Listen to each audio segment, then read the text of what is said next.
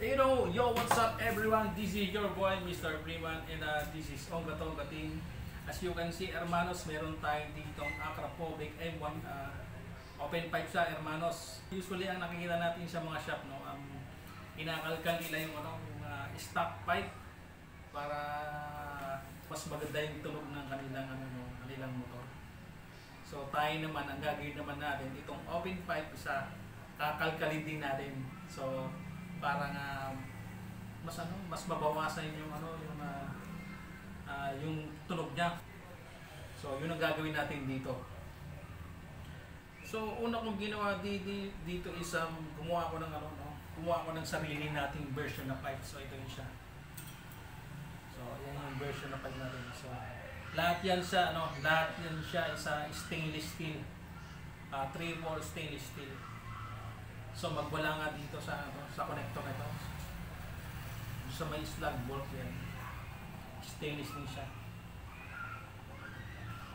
So sa loob meron tayo dito meron akong nilagay dito speaker niya. So ito yun siya. So ito yung maging responsible para mag-center yung ilalagay natin so assemble na natin So ito nga muna. Ito yung ginawa natin elbow. So kung order ka nga sa Shopee nasa 1.6 ganyan o 1.7. So ginawa ko siya. So bumili na lang ako sa shop ng mga stainless. Tapos dito ko lang in-assemble sa bahay. So assemble na natin. So ayan. So magiging forma niya isa ganito. So ayan yun siya. So ito yung ginawa kong pangkalkal dito sa Acrophobic. So ang purpose ko dito is mabawasan nga yung mga unwanted na tunog. So mga unpleasant na tunog din na mas medyo tumahimik siya pero buo yung tunog niya So ayan. Dito ko lang din siya in-assemble sa bahay. So isa nga pang target ko dito is backfire niya kasi alam niyo naman pagka nagpalit tayo ng pipe, ng stock pipe natin tapos pinalitan natin ng aftermarket pipe, nagkakaroon siya ng mga backfire. So ang target ko nga dito is pabawasan niya yung backfire niya. So ganyan ang magiging forma niya. Ganyan. So ganyan siya. So nakapasok yan siya dito sa loob. So ganyan ang magiging style niya. So ipasok natin ito.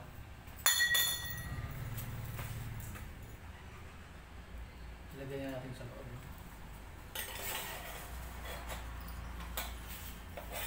Pag wala siyang ganitong device is ganyan itsura sa loob. Balong pa yung spacing niya.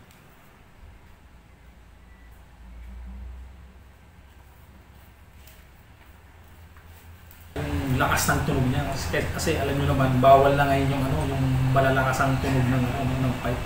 So kinukumpis ka yan.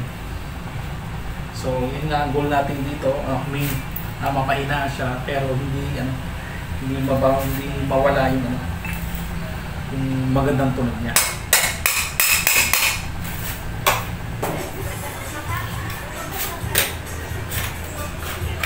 So ayan.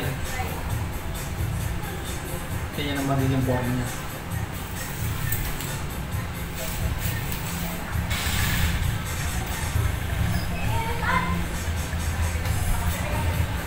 So ang bili ko nga pala dito sa Acrophobic M1 is 1.7. So bumili din ako ng elbow sa Shopee. So hindi ko nagustuhan yung nabili ko sa Shopee, dumating sa akin yung kanyang oxygen sensor, yung natin isa bakal lang. So ito stainless to siya. So ito yung version ko, ito yung assemble ko na. So nga pala itong elbow na ito isa siya, nakaset to siya para sa Rusi RFI 175.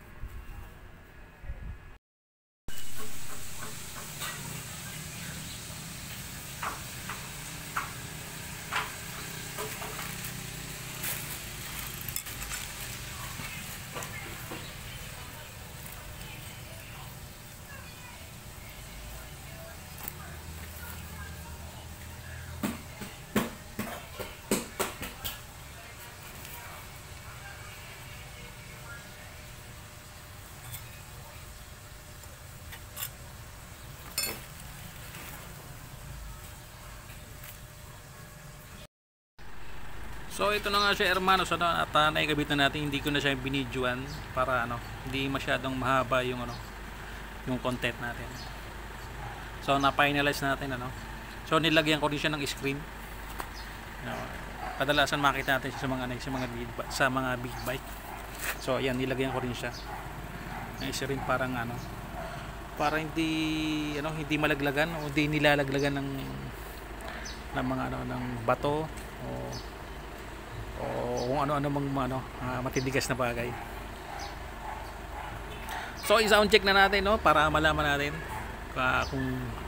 kung meron ba siyang backfire at ano na yung resulta ng tunog niya. Nabawasan ba yung malakas na tunog? Pero nandiyan pa rin yung ano, yung ganda ng tunog niya. So huwag na nating patagalin to, i-sound check na natin yan. Set up lang natin yung ano, yung ating camera.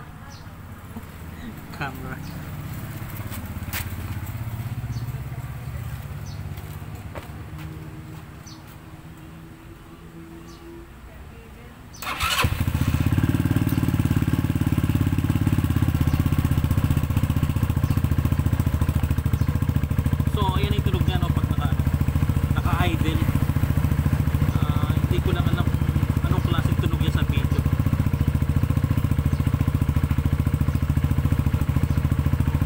So i-revolution natin.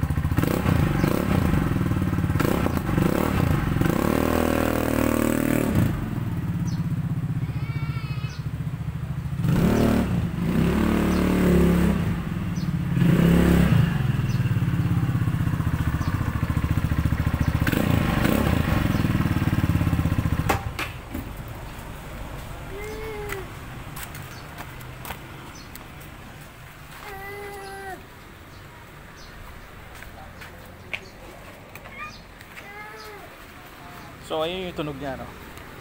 So yun nga, successful yung ano, yung ating naging modification. Na-lessen yung ano, na-lessen yung tunog, tapos wala yung ano, na-eliminate na natin yung backfire niya. At yun lang, maraming salamat hermanos, at maraming salamat kung nakarating ka na sa dulo ng ating video. Welcome dito sa dulo. At kung nagustuhan mo itong ating content, pahingin naman ako dyan ng like at pakishare at pakisupport naman yung ating munting page sa pamamagitan ng pag-follow. Once again, this is your boy Mr. Freeman, and this is Ongga Tongga Team. Boom digiding.